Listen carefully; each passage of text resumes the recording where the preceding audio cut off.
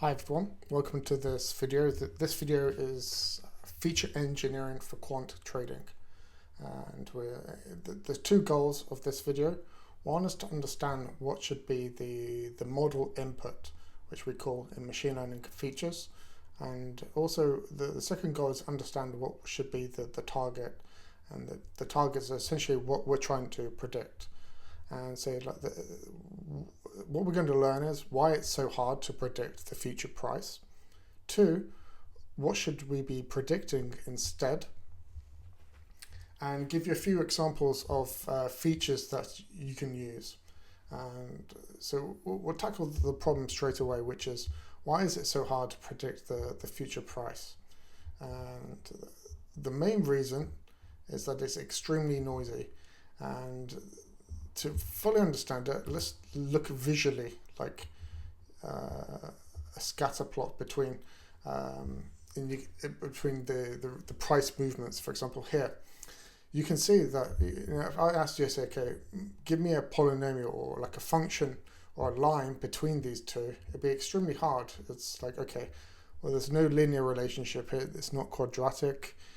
It's not exponential. It's just noise. So, and then the goal really is not like, okay, what function is like a good decision space to buy or to sell, because there's no pattern here. Essentially, it's like extremely noisy, and this is why, for example, why it's so dangerous to use like neural networks, because it can overfit to this noise, and then essentially you're not predicting anything. And this is why, for example, if you use like a linear model, that it just has a straight line through the middle or a point through it, and then okay, which points are your to buy and which your points to sell.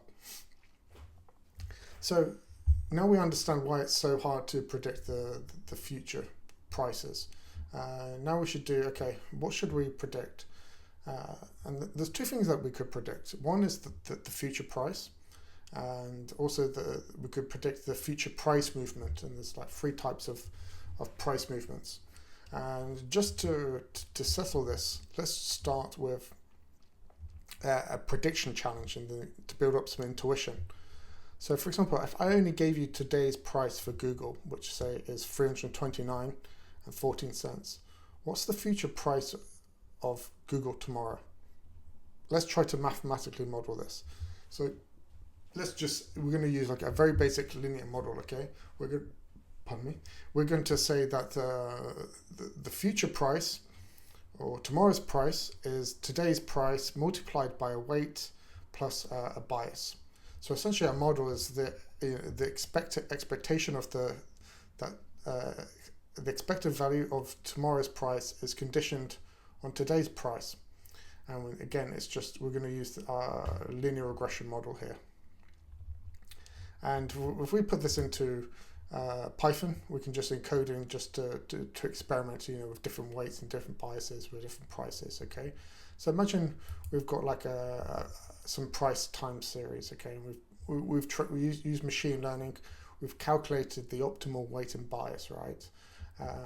And we've got the price today and we've got the price tomorrow, and then y hat is our prediction, and the y hat comes from by looping over the prices and pass it in our weight and bias. Okay, and now we want to know if it's predicted correctly.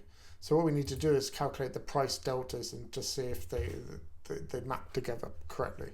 Okay, so we take the price delta of the actual price delta, which is the difference between price tomorrow and price today. And then we wanted to do the delta of our prediction delta, our y hat, and it's just y hat minus the price today. And then to know if we won this trade, we just take this map, do an equality between the sign of price delta against the sign of y hat delta. And if they're equal, then we predicted correctly. If not, it's false. Okay, but you notice here though, it just predicts down every time. So all our y hat deltas, it always predicts at like a minus 5.5. So just using the price, it's very hard to make a prediction, just for example, just using a linear regression. So the key lesson here is don't predict the price, predict the price movement. So for example, your intuition may be saying, okay, today's price is X, but what about the price yesterday? You may want to factor that in. And so, for example, essentially you're just modeling a price delta. So this is and you notice when we actually calculated, have we predicted correctly? We had to calculate the price delta. And this is the key lesson one. Don't predict the price, predict the price movement. And so if we say that this is the mathematical sign for delta, and so then we're saying like our future, essentially what we want to do is to make a prediction of the future price movement based on the current price movement multiplied by a weight plus a bias. So now our revised model is the expected future price movement given the current price movement. And so for example, if Google's price moved up by $10 today, what do we expect for tomorrow?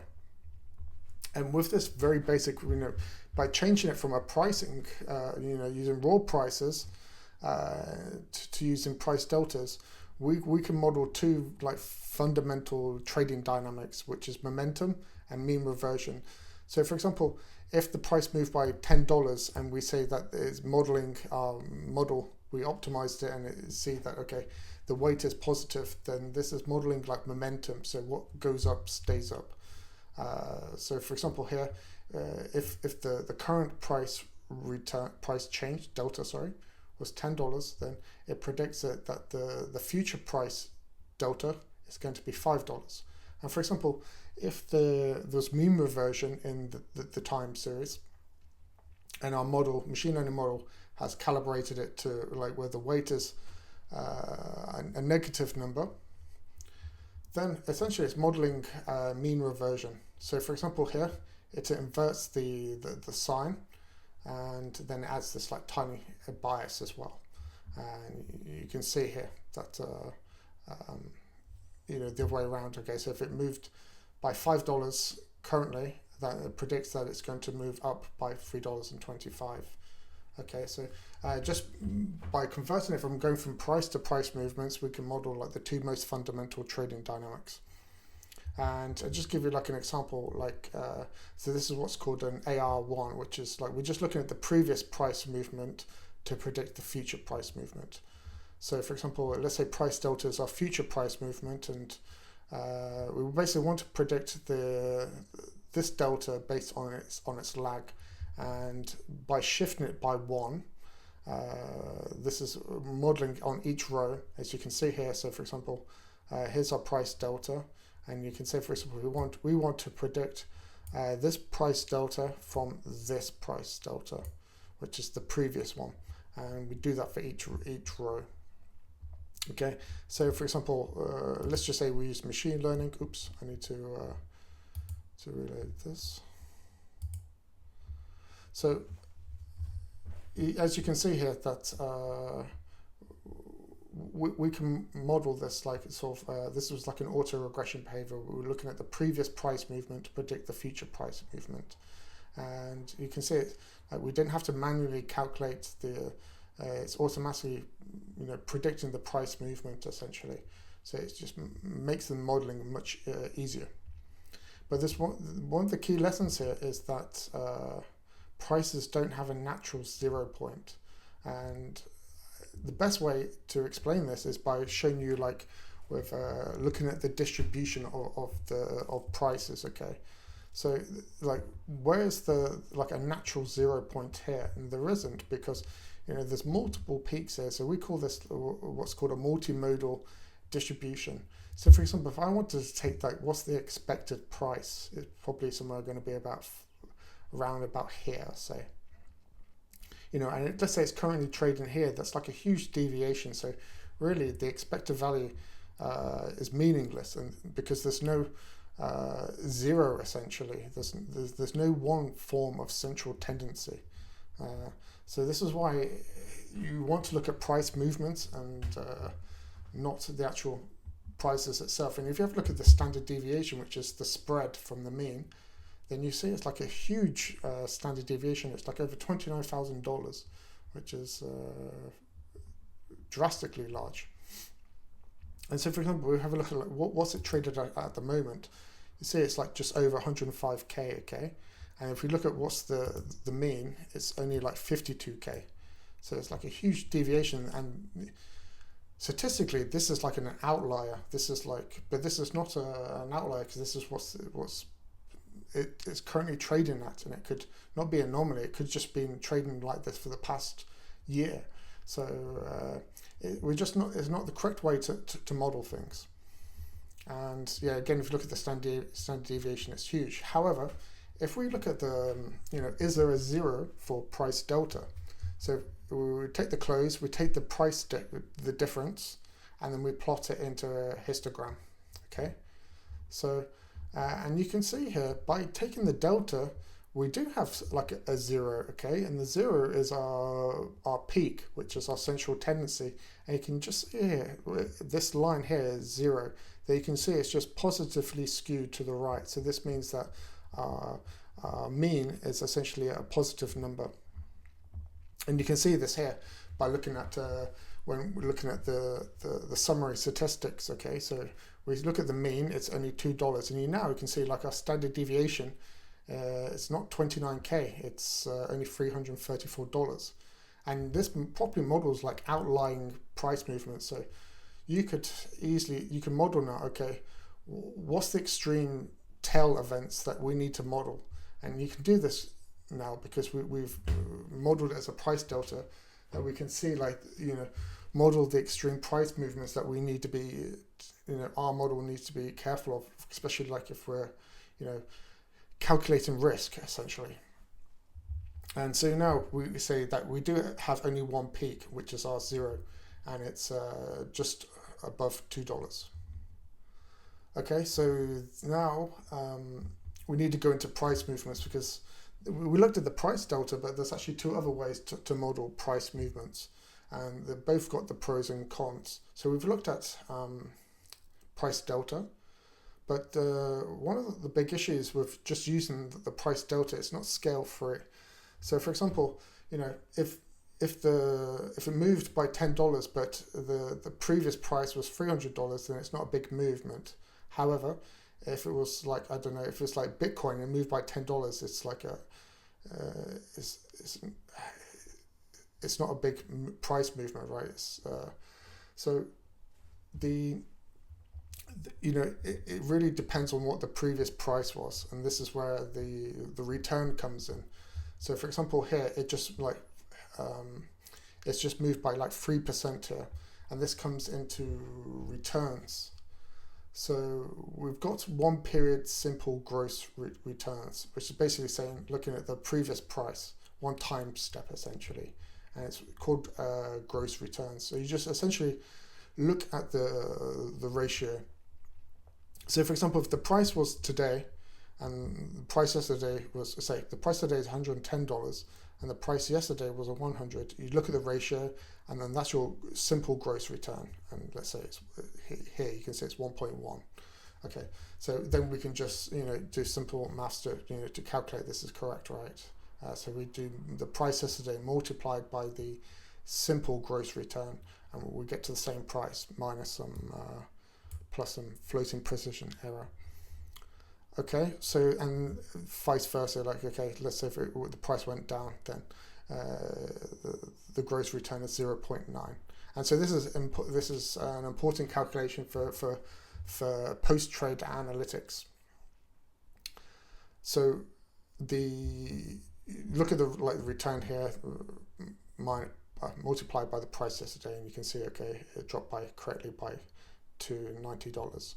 Okay, and then for example, what if you want to model multi-period simple returns? Let's say you've got some returns for not just one time step, for multiple time steps, then you need to multiply them. So for example, I've got like a price time series here, then I loop over and I multiply them as a recurrence essentially, and that gives us like this, you see it's 105. Then we can multiply it and we get to $105, and you can see that's the last price on the time series. So imagine this was like our equity curve, okay? But for example, we may be interested in calculating the net return, and the net return is essentially the gross return minus 1. So if we put minus 1 on both sides, it cancels out this term here. And this is useful if you're trying to calculate the trade P&L, the individual trade P&L. Okay, how much money did this trade make?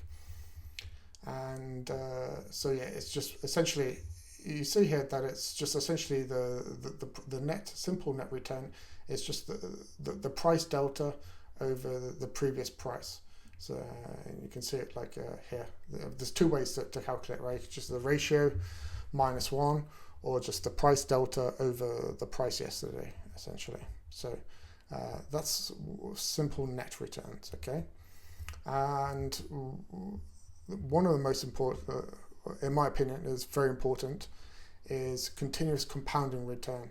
And continuous compounding is modeling if you reinvest your profits into the next trade, or the reinvest your money. So for example, if you had like a bond, okay, and it says like, okay, you invest 1,000 at 5% for 3 years, then you can model the compounding, because you'd reinvest the money each year, and this is how you can do it. And essentially take the exponent, raise it to the power of RT, multiply it by your capital, and then that's your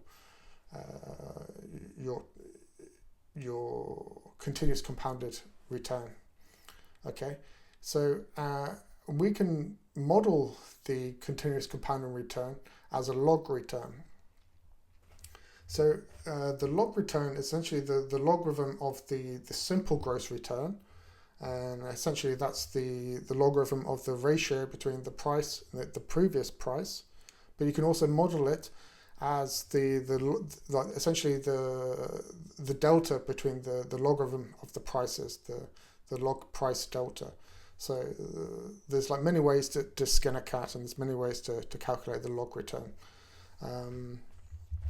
And I can just show you like here, okay, these are all exactly the same calculations. And okay, so one of the really important things about log returns is this property called time additivity. And essentially this allows you to do is to model your continuous compounding trade return sizes. So you reinvest your money, your P&L, into the next trade. And essentially it's just a sum, essentially, as you see here, that if we just sum up the log returns, we get the total continuous compounding rate of return. But the problem is that's in log return, so we need to convert it back into if we want to convert it back into a simple gross return, then we just need to essentially we just need to cancel out the logarithm by multiplying it by the exponents, right? And so by doing that, then you just we return it back into as a simple gross return. But then you may want to again convert into a net return. So essentially just cancel out the 1 here by doing -1, and then we get to the net return. Okay, so you may need to pause that and just to go over that. But if you do like just play around with this experiment, then it will make sense. Okay, so now we've gone over, so it's very important to go over these, because these are like the 3 forms of price movements, and we can use that knowledge to build features. So we know that, okay, we want to predict the future price movement from previous price movements, and this comes into something called auto-regression lags. Auto-regression is where you're predicting from previous states. So imagine like ChatGPT, it makes a prediction, like it builds, like predicts the next word from the previous words that it's generated. And it's exactly the same here. It's like we want to predict. Say we've got a time series and it's X, we want to predict the future price movement based on the previous, let's say like a linear combination of the previous price movements. So essentially, we're just using its previous price movements to see if there's any predictability to predict the future price movement. So for example, here I generate like a time series, a price time series. I convert it into a log return time series. So we've got the price time series and then the log return column. And we generate some log returns, lags. So we just create the first lag and then the second lag. And as you can see here, each row, you've got the log return is mapped here, and then it's the second lag. So with this, we can just build like very basic, like we can look at like just looking at the first lag essentially. So essentially what we're doing, well, that should be maybe put that. Is we're saying that the future, let's say log return, equals some function that takes the current log return. And then we can just like say that this function is just a linear regression. We're just saying that this function, we just take the current log return, multiply it by some weight and plus a bias, okay? And this is like how you, for example, model it, okay? So for example, if this would be like a mean reversion model because the weight is negative, so we just like go the other way essentially. So for example here, we look at the lag 1, right? So it was positive, so we're going to predict it's moving down. So and then vice versa for this one, it's negative, so we predict it going up. But we see that it predicts it correctly because if you look at the sign of the prediction against the sign of the log return, they're all equal. So again, this is just a toy example, but this is just to show you like, okay, you can just look at the previous price movement. But it could be that, okay, there's no predictability here, there's no mean reversion behavior or momentum behavior. Maybe it's just too sporadic to say there's like a strong mean reversion signal or a momentum signal. So maybe, okay, you've looked at the first lag, it's like, okay, I'm now going to check the second lag. So for example here, we're going to use the second lag. So we're going to look at not at the current time step, but the previous time step. So for example, if this was like a daily time series, we're going to predict tomorrow from the yesterday's log return. And again, we're just going to say that this function is just a linear function. But so essentially, it's exactly the same code, but instead of lag 1 now, it's lag 2, and the calculation's all the same. But this time, you notice here that it's a positive. So we're saying that there's some sort of form of momentum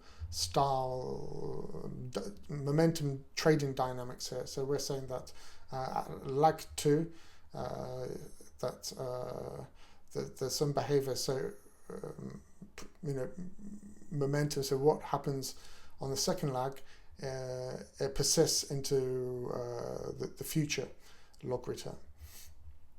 So for example here, yesterday's log return was a negative, right? So then you see here that the predicted log return for tomorrow is also negative, and then we check to see, okay, what happened to tomorrow. You can see it actually moved down by like 8%. But because we predicted in the right direction by looking at the sign, we won here. So this is, for example, how you can model not only just like the first lag but also the second lag, and you can do this for the third lag, fourth, fifth, and you can also do like some form of linear combinations. Like for example, you could just say, okay, I'm interested in the first lag, second lag, and fourth lag. Okay, but I also just recommend is just to keep it like to 2, maybe 3 at max lags max, because the more features or more lags you use, the more chance of it overfitting. So like, yeah. Okay, so that's auto-regression lag. So auto-regression is just predicting from the previous price movements in the time series. So more concrete, like if it was Bitcoin dollar, we're looking at the previous price movements of Bitcoin dollar. But what about, essentially we want to model like, okay, you may have some intuition that, okay, to predict the future log return of Bitcoin dollar, we could look at the current log return of Ethereum, right? You may just have some intuition here.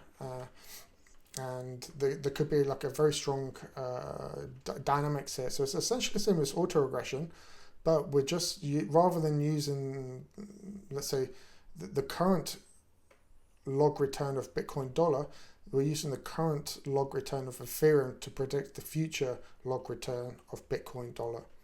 So it's and again, it's all if we look at here, it's very similar code. Okay, so we've got a time series here. We've got X close and Y close, just two generic price time series. X could be Google, Y could be IBM. Okay, and again, we just take the log returns for both X and Y respectively, and then calculate its lag. It's just you're going to use its first lag, and we're just saying that, okay, our prediction is based on some weight and negative weight, but see here, it's not X. We're predicting X, like X log return is our target, but we're instead of using it on X log return lag 1, we're using it on Y log return lag 1. And then again, we're just saying, okay, to calculate if we predicted correctly, we take the sign of y hat and does it equal the sign of X log return.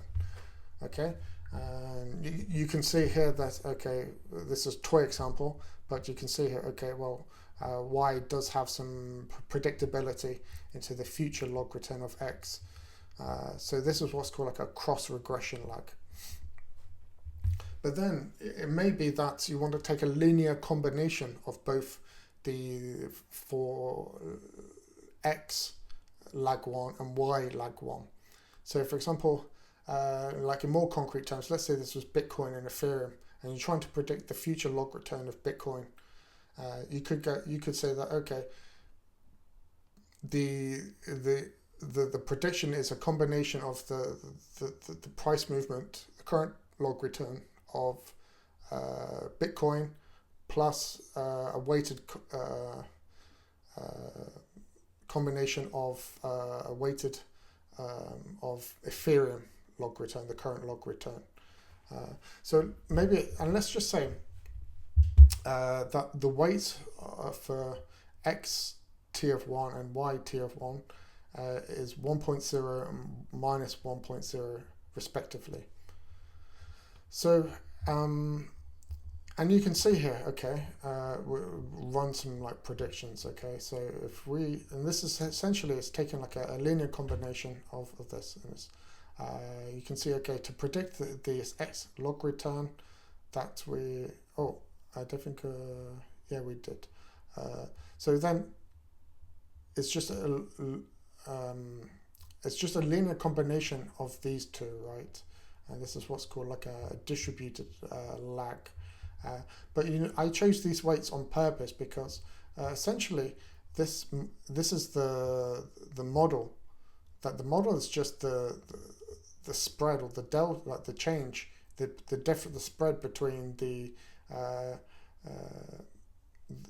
current log return of X and the current log return of Y. And then now this comes into the fourth type of feature here, which is also called like error correction model. And this essentially is modeling is like the future price log return, like the future log return is essentially it's a function of where the input is the delta, the spread between two log returns. So for example here, it's just the difference, right? So we're saying that, okay, we're interested, whereas the previous one there was like two inputs, right? This is just one input. So the essentially it's already encoded the weight of 1 and minus 1 is already encoded into this feature. And then we're just looking at basically, is essentially what it's doing is modeling like if there's an imbalance between x and y, that there's some predictability into the future log return of x. So stronger the imbalance between them. Let's say they get out of whack, right?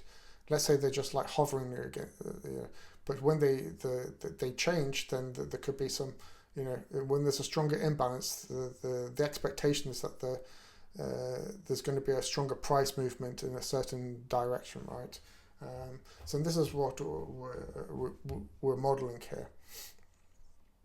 So what we need to do is to calculate the spread feature, and then the spread feature is essentially just the difference between the x log return and y log return, and then we just calculate the lag of that. So we just take the shift of it and we just print them out together. Okay, so you see here like the spread, it goes from negative to positive. So one, for example, y moves more down, stronger than x, and then vice versa for the other ones. Okay, and so this is and so for example, if we use the machine learning algorithm to calculate what our weight and bias is, let's just say that it calibrated it to a bias of 0 and a weight of 0.2, and then now we just calculate, okay, how well is it done to predict. So you see here, okay, the x log returns is what we're trying to predict, and we're predicting it based on the spread lag 1. Okay, and so for example here it's a positive spread, and so then we multiply it by 0.2, so then that gives us our prediction, right? And then if it went let's say, because the hovering, it looks like the hovering in between, like the price movement between, and you can see here that the spread lag 1 now for the next one is a negative number, and because it's a positive weight, then we say that this relationship is going to, the future x log return is going to be negative, and then exactly the same for third, it's a positive, so then we predict up. And you can see again the calculation to see if it's 1 or not is just the sine of y hat equals the sine of x log return. And then this opens up like another dimension of like modeling, essentially. For example, you could just predict the future spread based on the current spread. So like for example here you could predict so then if I'm using technically I could, that should be x t plus 1 and that should be t, but it's exactly the same. So I'm just saying that we're predicting from a previous price movement to predict the future, the next time period, essentially. So don't get too confused if it's like I'm using t plus 1 and then t. Okay, so we're saying that we want to predict the future spread based on the previous spread. And you may wonder, okay, well, why would you want to do that? And there's maybe, have a think about why you might want to do that. So for example, if you know that you could, if it's like positive, right, then okay, well, I want to go long with x and then short y.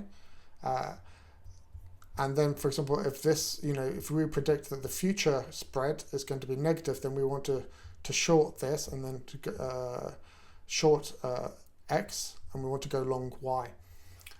So then this is essentially modeling some form of like pair trading.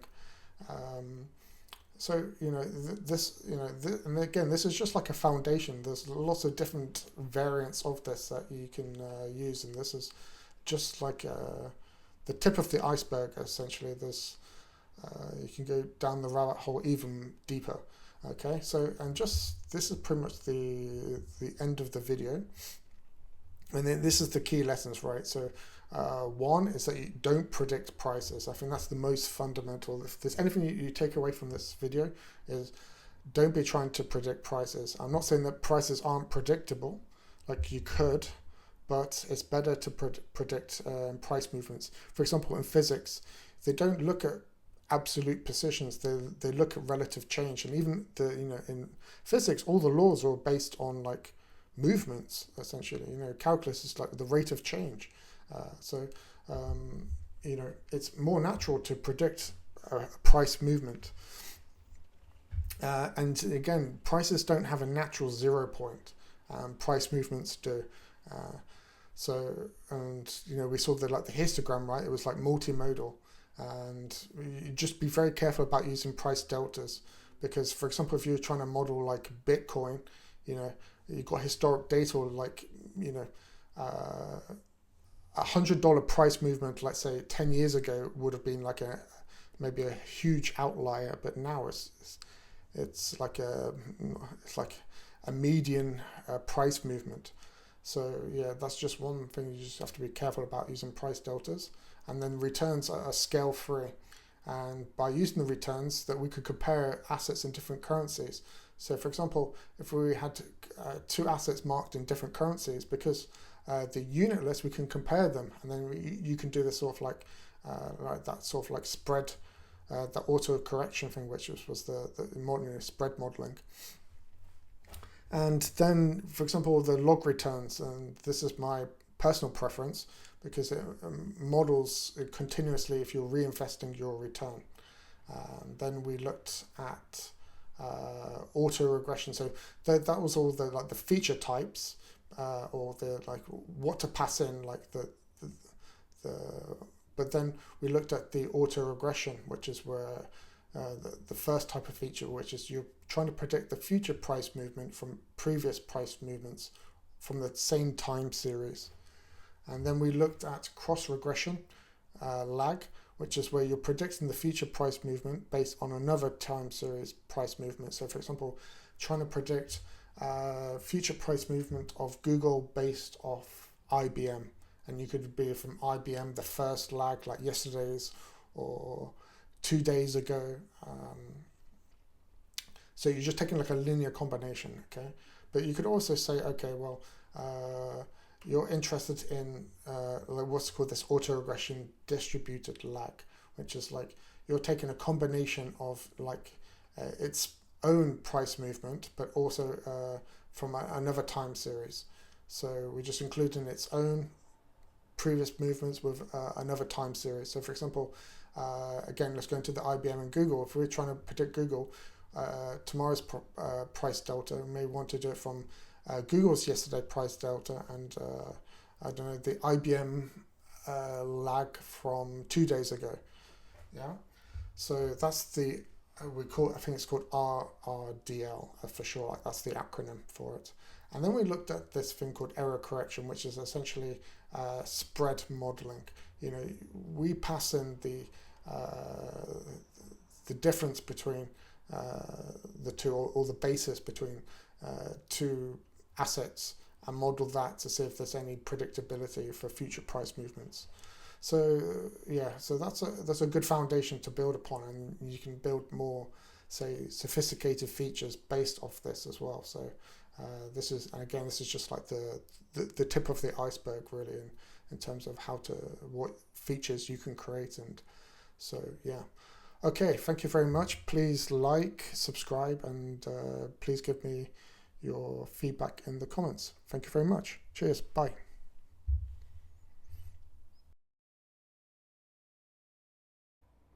This series is available for free thanks to my incredible generous supporters on Patreon. My goal is to keep this channel independent from sponsors, so I can create the content I truly believe in. If you feel my work brings you value, please consider supporting the channel by becoming a Patreon member. You can find the link in the description below.